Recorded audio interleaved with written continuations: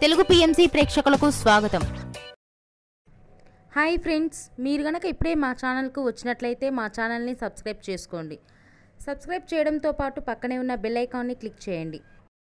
రాశి ఖన్నా మోడల్గా తన కెరీర్ని ప్రారంభించింది. తర్వాత మద్రాస్ కేఫ్ అనే సినిమాతో పరిచయం అయింది.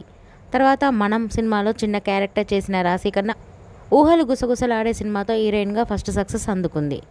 తన మంచి నటనతో ప్రేక్షకులను అలరిస్తూ సక్సెస్ఫుల్ హీరోయిన్గా కొనసాగుతుంది రాశి ఖన్నా. రాశి ఖన్నా తన లేటెస్ట్ ఫొటోస్ని అభిమానులతో పంచుకుంది. ఆ ఫొటోస్ని మనం కూడా చూసేద్దాం.